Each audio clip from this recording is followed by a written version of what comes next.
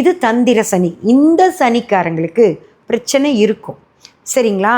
இந்த மாதிரி பிரச்சனைகளையும் கொடுப்பார், இந்த மாதிரி பிரச்சனைகளையும் கொடுப்பார். ஆனால் இவங்க புத்திசாலித்தனமாக தப்பிச்சுப்பாங்க.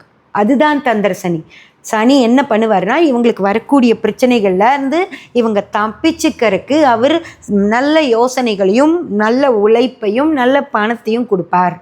இவங்களவுக்கு வராது, இவங்களவுக்கு கொட்டி கொட்டி கொடுக்க மாட்டார். ஆனால் தந்திர சனி இருக்கிறவங்க அட்லீஸ்ட் பிரச்சனைகளில் இருந்து தப்பிச்சாவது போயிடுவாங்க. புரிஞ்சதுங்களா? ஒரு பாலம் கட்டியிருப்பார், அந்த பாலத்தில் கிடக்கிடன்னு நடந்து போயிடுவாங்க. அந்த மாதிரி இந்த 2 சனியும் வர்றவங்க பிரச்சனை இல்லை. இந்த தந்திர சனிக்காரங்களுக்கும் எல்லா சனியோட இதுக்கெல்லாம் போகலாம், சனிக்கு பிரீத்தி செய்யலாம், பூஜை வைக்கலாம், அர்ச்சனை பண்ணலாம், எல்லாமே இவங்க 2 பேரும் பண்ணலாம். இவங்களுக்கு நல்லது நடக்கும்.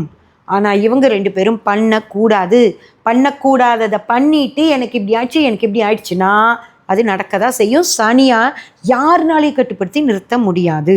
கடவுளே வந்தாலும், அந்த பெருமாளே வந்தாலும் நிறுத்த முடியாது.